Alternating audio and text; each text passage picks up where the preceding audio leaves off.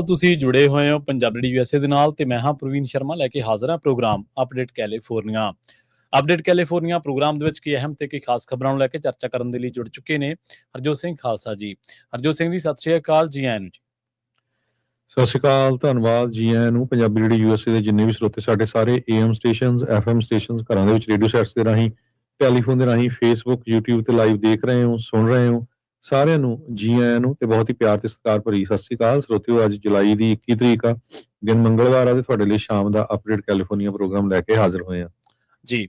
Update California programme ਨੂੰ sponsor ਕਰਦੇ ਨੇ ਖਾਲਸਾ ਇੰਸ਼ੋਰੈਂਸ ਏਜੰਸੀ ਵਾਲੇ, ਜਿਨ੍ਹਾਂ ਤੋਂ ਤੁਸੀਂ ਹਰ ਤਰੀਕੇ ਦੀ ਇੰਸ਼ੋਰੈਂਸ ਲੈ ਸਕਦੇ ਹੋ। ਇੰਸ਼ੋਰੈਂਸ ਬਾਰੇ ਪਤਾ ਕਰਨ ਦੇ ਲਈ ਇਹਨਾਂ ਦਾ ਨੰਬਰ ਹੈ 408-272-2500। ਇਹ 1992 ਤੋਂ ਲਗਾਤਾਰ ਇੰਸ਼ੋਰੈਂਸ ਬਿਜ਼ਨਸ ਦੇ ਵਿੱਚ ਸ਼ਾਨਦਾਰ ਸੇਵਾਵਾਂ ਦੇ ਰਹੇ ਨੇ ਤੇ ਅਮਰੀਕਾ ਭਰ ਦੇ ਵਿੱਚ ਇੰਸ਼ੋਰੈਂਸ ਕਰਦੇ ਨੇ।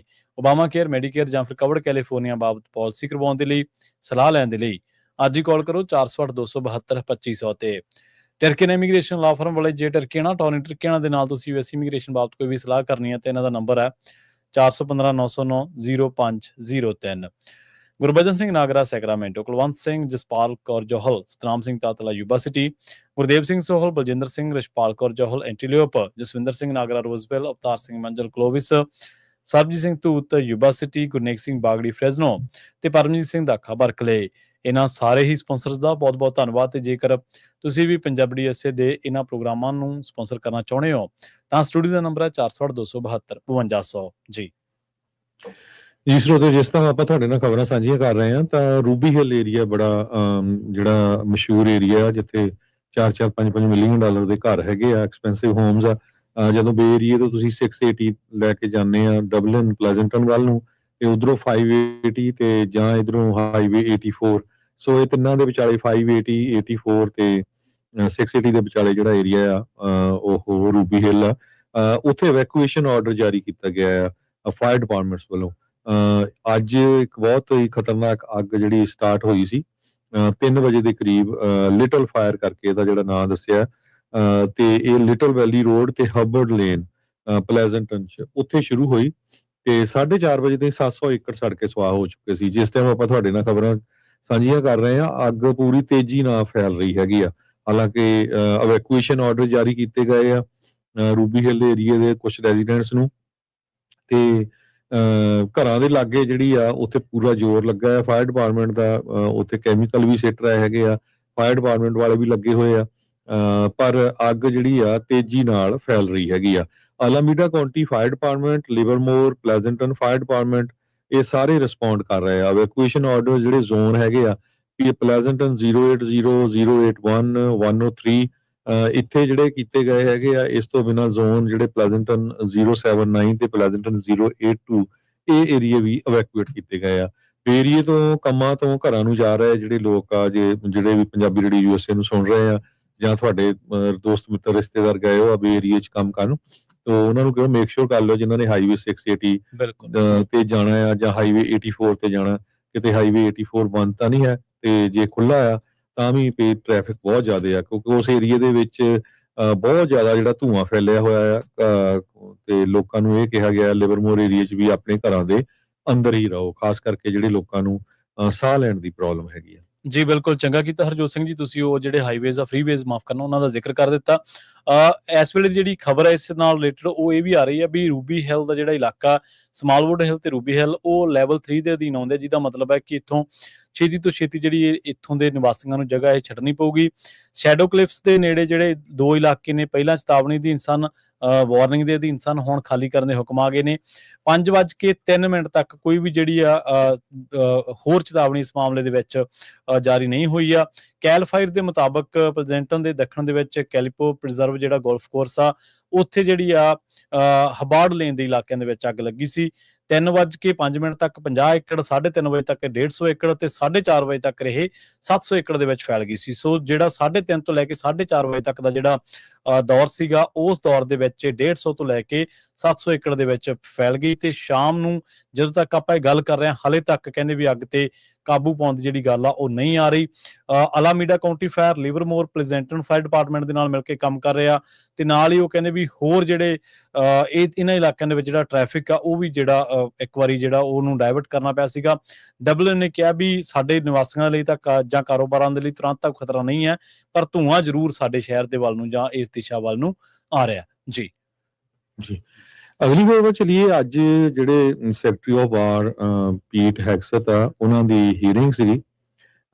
ਉਸ ਹੀਅਰਿੰਗ ਦੇ ਦੌਰਾਨ ਉਹਨਾਂ ਨੇ ਇਹ ਦੱਸਿਆ ਵੀ ਯੂਐਸ ਨੇ ਹੁਣ ਤੱਕ $37.5 ਬਿਲੀਅਨ ਈਰਾਨ ਜੰਗ ਦੇ ਉੱਤੇ ਖਰਚ ਕਰ ਦਿੱਤੇ ਹੈਗੇ ਆ। ਯੂਐਸ ਦੇ ਡਿਫੈਂਸ ਸੈਕਟਰੀ ਤੇ ਚੇਅਰਮੈਨ ਜਿਹੜੀ joint chief of staff general Dan Caine ਆ, ਉਹ ਵੀ ਅੱਜ ਕਾਂਗਰਸ ਦੇ ਸਾਹਮਣੇ ਜਿਹੜੇ ਆ ਉਹਨਾਂ ਨੇ ਟੈਸਟੀਫਾਈ ਕੀਤਾ ਹੈਗਾ ਆ ਤੇ ਉਹਨਾਂ ਨੇ ਇਹ ਕਿਹਾ ਵੀ ਪੈਂਟਾਗਨ ਨੂੰ ਜਿਹੜੇ ਹੋਰ ਪੈਸੇ ਦੀ ਜਿਹੜੀ ਜ਼ਰੂਰਤ ਹੈਗੀ ਆ। ਟਰੰਪ ਉਹਨਾਂ ਨੇ ਵਾਰਨਿੰਗ ਦਿੱਤੀ ਆ ਤੇ ਕਹਿੰਦੇ ਵੀ ਯੂਐਸ ਜੋ ਆ ਉਹ ਪਿਕੈਕਸੀ ਜਿਹੜੇ ਮਾਊਂਟਨ ਆ ਜਿਹੜੀਆਂ ਉਹ ਪਹਾੜੀਆਂ ਜਿੱਥੇ ਸੋਚਿਆ ਜਾ ਰਿਹਾ ਵੀ ਉਹਨਾਂ ਦੇ ਬਿਲਕੁਲ ਥੱਲੇ ਨਿਊਕਲੀਅਰ ਜਿਹੜੇ ਉਹਨਾਂ ਨੇ ਜੋ ਵੀ ਉਹ ਕਰ ਰਹੇ ਆ, ਨਿਊਕਲੀਅਰ ਪਲਾਂਟ ਆ ਉਹਨਾਂ ਦਾ, ਤੇ ਉਸ ਨੂੰ ਅਸੀਂ ਅਟੈਕ ਕਰਨ ਜਾ ਰਹੇ ਆ ਤੇ ਉੱਥੇ ਕੀਤਾ ਵੀ ਆ ਪਹਿਲਾਂ, ਪਰ ਉਸ ਨੂੰ ਪੂਰੀ ਤਰ੍ਹਾਂ ਨਾਲ ਤਬਾਹੀ ਵਿੱਚ ਲੈ ਕੇ ਜਾਵਾਂਗੇ। ਬਹਿਰੀਨ, ਕੁਵੈਤ, ਜਾਰਡਨ, ਇਹ ਸਾਰੇ ਏਰੀਏ ਜਿਹੜੇ ਆ ਹੁਣ ਇਸ ਜੰਗ ਦੀ ਲਪੇਟ ਵਿੱਚ ਆ ਗਏ ਆ ਕਿਉਂਕਿ ਇਰਾਨ ਵਾਲਿਆਂ ਨੇ ਉੱਥੇ ਜਿਹੜੇ ਆ ਆਪਣੇ ਡਰੋਨ ਤੇ ਮਿਜ਼ਾਈਲਾਂ ਸਿੱਟੀਆਂ ਹੈਗੀਆਂ, ਖਾਸ ਕਰਕੇ ਜਿੱਥੇ ਯੂਐਸ ਦੇ 에ਅਰਬੇਸ ਹੈਗੇ ਆ।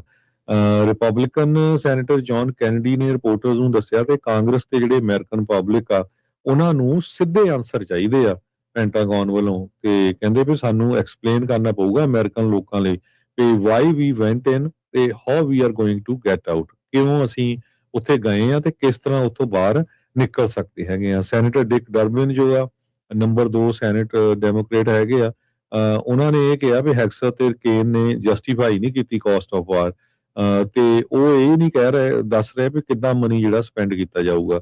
ਡੈਮੋਕ੍ਰੈਟਿਕ ਸੈਨੇਟਰ ਕ੍ਰਿਸ ਕੂਨ ਉਹਨਾਂ ਨੇ ਕਿਹਾ ਵੀ ਮੈਂ ਸਰਪ੍ਰਾਈਜ਼ ਨਹੀਂ ਹੈਗਾ ਵੀ $37.5 ਬਿਲੀਅਨ ਹੁਣ ਤੱਕ ਖਰਚ ਹੋ ਚੁੱਕਾ ਹੈਗਾ ਆ। ਕਹਿੰਦੇ ਵੀ ਮੈਂ ਇਨਫੈਕਟ ਸਸਪੈਕਟ ਕਰਦਾ ਆ ਵੀ ਇਹ ਤਾਂ ਹੋਰ ਵੀ ਜ਼ਿਆਦਾ ਹੋਣਾ ਆ। ਕਹਿੰਦੇ ਵੀ ਮਿਲਟਰੀ ਫੈਸਿਲਿਟੀਜ਼ ਨੂੰ ਬਹੁਤ ਜ਼ਿਆਦਾ ਜਿਹੜਾ ਡੈਮੇਜ ਹੋਇਆ ਹੈਗਾ ਆ। ਜਿਹੜੇ ਸੈਨੇਟਰ ਕ੍ਰਿਸ ਵੈਨ ਹੋਲਨ ਹੈਗੇ ਆ, ਉਹਨਾਂ ਨੇ ਐਡਮਿਨਿਸਟ੍ਰੇਸ਼ਨ ਦੇ ਉੱਤੇ ਜਿਹੜੇ ਉਹਨਾਂ ਨੂੰ ਅਕਿਊਜ਼ ਕੀਤਾ ਆ ਵੀ ਪਿਛਲੇ ਕੁਝ ਮਹੀਨਿਆਂ ਦੇ ਵਿੱਚੋਂ ਜਿਹੜਾ ਤੁਹਾਡਾ ਕਨਫਲਿਕਟ ਚੱਲ ਰਿਹਾ ਤੇ ਕਦੇ ਤੁਸੀਂ ਕਹਿ ਦਿੰਦੇ ਅਸੀਂ ਜਿੱਤ ਗਏ ਆ ਤੇ ਹੁਣ ਸਾਰਾ ਕੁਝ ਤਬਾਹ ਕਰਤਾ, ਕਦੇ ਕਹਿ ਦਿੰਦੇ ਨਹੀਂ ਅਸੀਂ ਹੁਣ ਫੇਰ ਕਰਨ ਜਾ ਰਹੇ ਹੈਗੇ ਆ। ਸੋ ਅੱਜ ਹੀਅਰਿੰਗ ਸੀ, ਕਾਫੀ ਹੀਅਰਿੰਗ ਦੇ ਦੌਰਾਨ ਜਿਹੜੀ ਆ ਗਰਮੀ ਜਿਹੜੀ ਰਹੀ ਸਾਰੇ ਜਿਹੜੇ ਕਾਂਗਰਸਮੈਨ ਜਾਂ ਸੈਨੇਟਰ ਤੇ ਜਿਹੜੇ ਡਿਫੈਂਸ ਸੈਕਟਰੀ ਤੇ joint chief of staff general Dan Caine ਆ ਉਹਨਾਂ ਦੇ ਵਿਚਾਲੇ।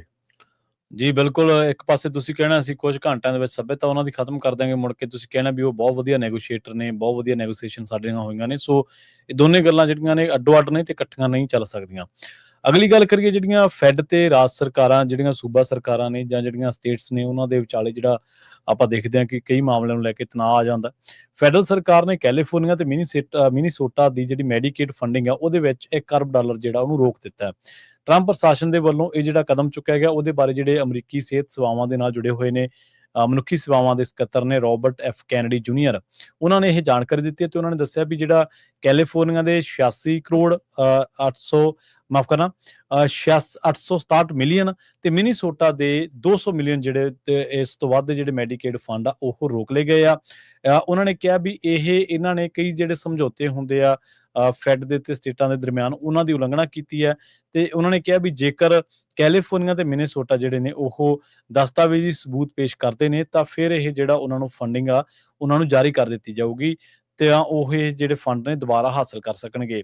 ਉਹਨਾਂ ਨੇ ਵੀ ਕਿਹਾ ਵੀ ਅਸੀਂ ਇਹਨਾਂ ਦੋਵਾਂ ਥਾਵਾਂ ਦੇ ਉੱਤੇ ਕੈਲੀਫੋਰਨੀਆ ਤੇ ਮਿਨੀਸੋਟਾ ਦੇ ਵਿੱਚ AI ਦਾ ਜਿਹੜਾ ਆਸਰਾ, AI ਦੀ ਜਿਹੜੀ ਮਦਦ ਆ ਉਹ ਲੈ ਰਹੇ ਆ ਤੇ ਨਾਲ ਹੀ ਉਹ ਕਹਿੰਦੇ ਵੀ ਹੁਣ ਇਹ ਨਹੀਂਗਾ ਵੀ ਰਾਜਾਂ ਨੇ ਕੋਈ ਕਲੇਮ ਕੀਤਾ ਤੇ ਉਹਨੂੰ ਜਿਹੜਾ ਪੂਰਾ ਕਰ ਦਿੱਤਾ ਜਾਊਗਾ। ਐਡਵਾਂਸਡ ਐਨਾਲਾਈਟਿਕਸ ਜਿਹੜੇ ਨੇ ਉਹ ਵਰਤੇ ਜਾਣਗੇ। ਉਹਨਾਂ ਦੇ ਨਾਲ ਕਹਿੰਦੇ ਵੀ ਇਹ ਦੇਖਿਆ ਜਾਊਗਾ ਕਿ ਵਾਕਈ ਰਾਜਾਂ ਦੇ ਜਿਹੜੇ ਦਾਅਵੇ ਨੇ ਉਹ ਸਹੀ ਨੇ ਜਾਂ ਗਲਤ ਨੇ। Centres for Medicare and Medicaid services CMS ਜਿਹਨੂੰ ਆਪਾਂ ਕਹਿੰਦੇ ਆ, ਉਹਦੇ ਤਹਿਤ ਉਹਨਾਂ ਨੇ ਕਿਹਾ ਵੀ ਮਿਨੀਸੋਟਾ ਦੇ ਵਿੱਚ ਧੋਖਾਧੜੀ ਦੇ ਜਿਹੜੇ ਨੇ ਉਹਨਾਂ ਦੇ ਵਿੱਚ 14 ਮਾਮਲੇ ਸਾਹਮਣੇ ਆਏ ਨੇ ਜਿੱਥੇ ਪਰਸਨਲ ਕੇਅਰ ਤੇ ਹੋਮ ਹੈਲਥ ਸਰਵਿਸਿਜ਼ ਸ਼ਾਮਲ ਨੇ। ਤੇ ਉਹਨਾਂ ਨੇ ਇਹ ਵੀ ਦੱਸਿਆ ਵੀ ਇਹ ਧੋਖਾਧੜੀ ਦੇ ਮਾਮਲਿਆਂ ਦੇ ਵਿੱਚ ਮਿਨੀਸੋਟਾ ਦੇ ਵਿੱਚ ਲਗਭਗ $30 ਲੱਖ 3 ਮਿਲੀਅਨ ਦਾ ਜਿਹੜਾ ਭੁਗਤਾਨ ਆ ਉਹ ਧੋਖਾਧੜੀ ਵਾਲੇ ਪਾਏ ਗਏ ਨੇ, ਮਤਲਬ ਉਹਨਾਂ ਦੇ ਵਿੱਚ ਜਾਲਸਾਜ਼ੀਆਂ ਕੀਤੀਆਂ ਗਈਆਂ ਨੇ। ਇੱਥੇ ਵੀ ਦੱਸਿਆ ਗਿਆ ਵੀ ਕਿਸੇ ਮ੍ਰਿਤਕ ਵਿਅਕਤੀ ਦੇ ਇਲਾਜ ਦੇ ਲਈ ਜਿਹੜੇ ਇਹ ਦਾਅਵੇ ਸੀਗੇ ਉਹ ਵੀ ਸ਼ਾਮਲ ਸੀਗੇ। ਜਿਹੜੇ ਮਹਿਮਤ ਓਜ਼ ਨੇ, ਜਿਹੜੇ ਕਿ centre for Medicare and Medicaid services ਦੇ ਡਾਇਰੈਕਟਰ ਨੇ, ਉਹਨਾਂ ਨੇ ਇਹ ਵੀ ਗੱਲ ਦੱਸੀ ਆ ਵੀ ਜੇ ਕੈਲੀਫੋਰਨੀਆ ਦੀ ਗੱਲ ਕਰੀਏ ਤਾਂ ਇੱਥੇ ਤਾਂ ਇਹ ਜਿਹੜੀ ਗੱਲ ਆ ਇਹੋ ਜਿਹੇ ਜਿਹੜੇ ਦਾਅਵੇ ਨੇ ਉਹਨਾਂ ਦੀ ਭਰਮਾਰ ਪਈ ਆ। ਪਿਛਲੇ 2 ਸਾਲਾਂ ਦੇ ਵਿੱਚ ਖਰਚਾ ਜਿਹੜਾ ਕੈਲੀਫੋਰਨੀਆ ਦੇ ਵਿੱਚ ਕਲੇਮ ਕੀਤਾ ਗਿਆ ਉਹ 24% ਵੱਧ ਗਿਆ, ਜਿਹੜਾ ਕਿ ਹੋਰ ਰਾਜਾਂ ਦੇ ਪੂਰੇ ਖਰਚੇ ਦੀ ਦਰ ਨਾਲੋਂ ਵੀ ਦੁੱਗਣਾ ਹੈ। ਰੋਕੇ ਗਏ ਫੰਡਾਂ ਯਾਨੀ ਕਿ 391 ਮਿਲੀਅਨ ਦਾ ਹਿੱਸਾ ਇਹ ਕਿਹਾ ਜਾਂਦਾ। ਤੇ ਉਹਨਾਂ ਨੇ ਵੀ ਦੱਸਿਆ ਵੀ ਕੈਲੀਫੋਰਨੀਆ ਦੇ ਵਿੱਚ ਬਹੁਤ ਸਾਰੇ ਮਾਮਲੇ ਜਿਹੇ ਆਏ ਨੇ ਜਿੱਥੇ ਕੋਈ ਸੇਵਾਵਾਂ ਜਿਹੜੀਆਂ ਉਹ ਦਿੱਤੀਆਂ ਹੀ ਨਹੀਂ ਗਈਆਂ ਤੇ ਉਹਨਾਂ ਦੇ ਬਿੱਲ ਕਲੇਮ ਕੀਤੇ ਗਏ ਨੇ। ਨਾਲ ਹੀ ਉਹ ਕਹਿੰਦੇ ਵੀ ਇੱਕੋ ਸਮੇਂ 4 ਤੋਂ ਵੱਧ ਮਰੀਜ਼ਾਂ ਦੇ ਬਿੱਲ ਬਣਾਏ ਗਏ ਨੇ ਤੇ ਉਹਨਾਂ ਦੇ ਜਦੋਂ ਛਾਣਬੀਣ ਕੀਤੀ ਗਈ ਤਾਂ ਉਹ ਸਰਵਿਸਿਜ਼ ਜਿਹੜੀਆਂ ਸੀ ਉਹ ਜਾਂ ਤਾਂ ਦਿੱਤੀਆਂ ਨਹੀਂ ਗਈਆਂ ਜਾਂ ਫਿਰ ਇੱਕ ਅੱਧੇ ਮਰੀਜ਼ ਨੂੰ ਦਿੱਤੀਆਂ ਗਈਆਂ। ਸੋ ਇੱਥੋਂ ਤੱਕ ਵੀ ਜਿਹੜੇ ਅਨਸੈਟਿਸਫੈਕਟਰੀ ਇਮੀਗ੍ਰੇਸ਼ਨ ਸਟੇਟਸ ਵਾਲੇ ਬੰਦੇ ਸਨ ਉਹ ਵੀ ਕਹਿੰਦੇ ਵੀ ਕੈਲੀਫੋਰਨੀਆ ਦੇ ਵਿੱਚ ਉਹਨਾਂ ਦੇ ਨਾਂ ਉੱਤੇ ਜਿਹੜੀ ਬਹੁਤ ਵੱਡੀ ਧੋਖਾਧੜੀ ਆ ਉਹ ਕੀਤੀ ਆ। ਅੱਜ ਇਹਨਾਂ ਨੇ ਜਿਹੜੀ ਪ੍ਰੈਸ ਕਾਨਫਰੰਸ ਕੀਤੀ ਆ ਉਹਦੇ ਵਿੱਚ ਇਹਨਾਂ ਨੇ ਦੋਨਾਂ ਰਾਜਾਂ ਦੇ ਵਿੱਚੋਂ ਜਿੰਨੇ ਵੀ ਮਾਮਲੇ ਸਾਹਮਣੇ ਆਏ ਸਨ ਉਹਨਾਂ ਦੇ ਬਾਰੇ ਜਿਹੜੀਆਂ ਇੱਕ ਤਰੀਕੇ ਦੇ ਨਾਲ ਪਾਜ ਉਧੇੜ ਕੇ ਰੱਖ ਦਿੱਤੇ ਨੇ। ਆਪਾਂ ਨੂੰ ਪਤਾ ਹੀ ਆ ਵੀ ਗੈਰ ਜ਼ਰੂਰੀ ਖਰਚਿਆਂ ਕਰਕੇ ਇਹ ਟਰੰਪ ਦੀ ਕੈਂਪੇਨ ਦਾ ਇੱਕ ਬਹੁਤ ਵੱਡਾ ਹਿੱਸਾ ਸੀ ਕਿ ਅਮਰੀਕਾ ਦੇ ਵਿੱਚ ਗੈਰ ਜ਼ਰੂਰੀ ਖਰਚਿਆਂ ਨੂੰ ਅਸੀਂ ਠੱਲ ਪਾਉਣੀ ਆ, ਜਿਹੜੇ ਬੇਲੋੜੇ ਖਰਚੇ ਨੇ ਉਹਨਾਂ ਨੂੰ ਘਟਾਉਣਾ। ਤੇ ਇਸ ਮਾਮਲੇ ਦੇ ਵਿੱਚ ਅਮਰੀਕੀਆਂ ਨੇ ਟਰੰਪ ਨੂੰ ਜਿਹੜਾ ਉਹ ਸਮਰਥਨ ਵੀ ਦਿੱਤਾ ਸੀਗਾ। ਜੀ, ਕੈਲੀਫੋਰਨੀਆ ਨੂੰ ਟਾਰਗੇਟ ਇਸ ਕਰਕੇ ਕੀਤਾ ਗਿਆ ਵੀ ਟਰੰਪ ਉਹਨਾਂ ਨੇ ਇਹ ਕਿਹਾ ਵੀ ਇੱਥੇ ਫਰਾਡ ਬਹੁਤ ਹੋਇਆ ਹੈ, ਪਰ ਜੋ ਗੈਬਨ ਨਿਊਸਮ ਆ ਉਹ ਕਹਿੰਦੇ ਨਹੀਂ ਜੀ ਪੋਲੀਟੀਕਲ ਰੀਜ਼ਨ ਕਰਕੇ ਕੀਤਾ ਗਿਆ ਹੈਗਾ।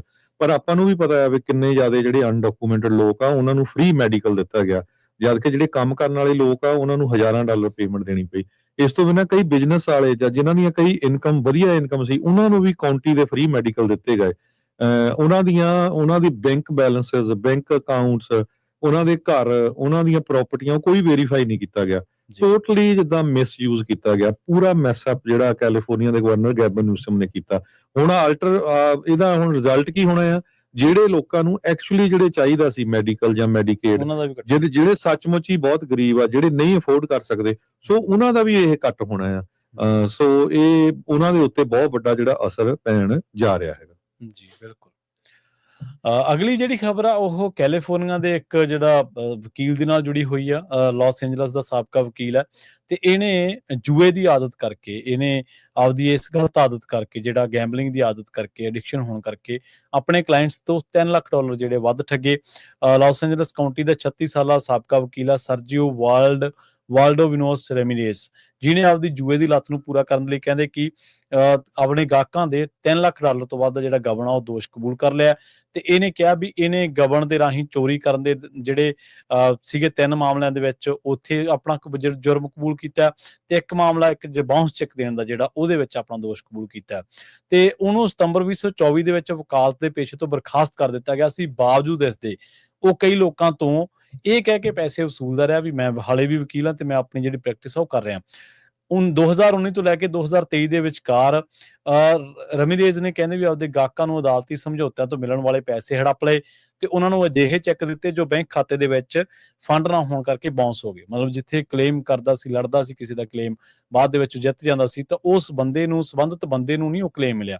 ਉਹ ਇਹ ਜਿਹੜਾ ਬੰਦਾ ਉਹ ਆਪਦੇ ਖਾਤੇ 'ਚ ਪਵਾ ਗਿਆ ਜਾਂ ਕਹਿ ਲਓ ਵੀ ਬਾਅਦ ਦੇ ਵਿੱਚ ਉਹਨੂੰ ਇਹਨੇ ਦਿੱਤੇ ਜਿਹੜੇ ਚੈੱਕ ਦਿੱਤਾ ਤੇ ਉਹ ਬਾਉਂਸ ਹੋ ਗਿਆ। ਸੋ ਇਸ ਤਰੀਕੇ ਨਾਲ ਦੂਹਰਾ ਇਹਨੇ ਕ੍ਰਾਈਮ ਕੀਤਾ।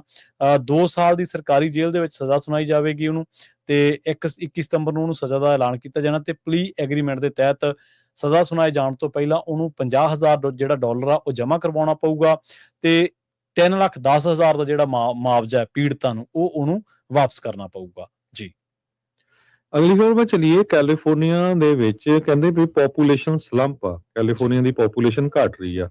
ਬਹੁਤ ਸਾਰੇ ਸ਼ਹਿਰਾਂ ਦੇ ਵਿੱਚ ਜਿਹੜੀ ਆ ਪੋਪੂਲੇਸ਼ਨ ਘਟ ਰਹੀ ਆ, ਪਰ 7 ਸ਼ਹਿਰ ਇਦਾਂ ਦੇ ਆ ਜਿੱਥੇ ਪੋਪੂਲੇਸ਼ਨ ਵਧੀ ਹੈਗੀ ਆ, ਜਿਨ੍ਹਾਂ ਦੇ ਵਿੱਚੋਂ ਮੰਟੀਕਾ ਨੰਬਰ 1 ਦੇ ਉੱਤੇ ਆਉਂਦਾ ਜਿੱਥੇ 42% ਪੋਪੂਲੇਸ਼ਨ ਵਧੀ ਹੈਗੀ ਆ।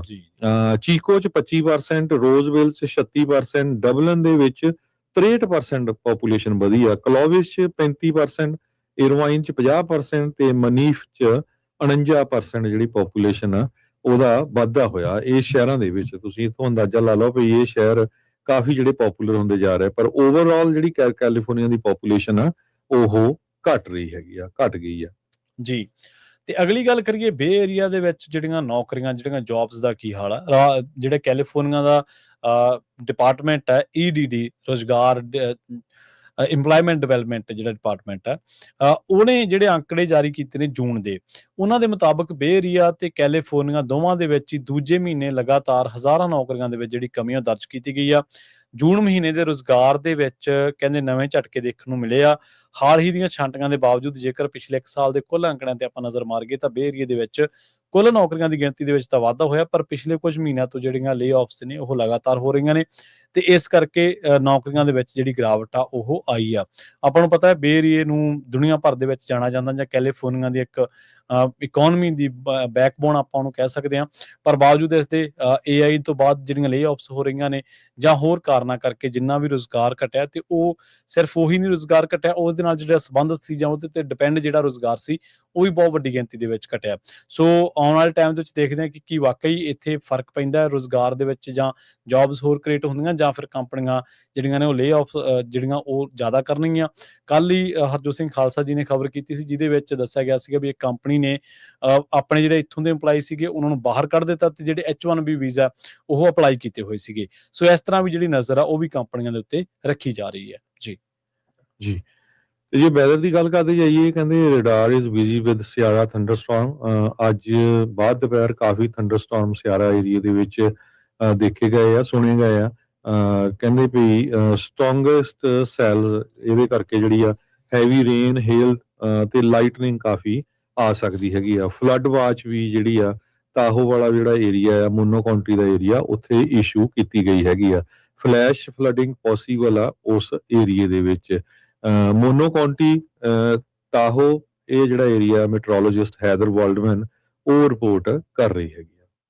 ਜੀ ਬਿਲਕੁਲ।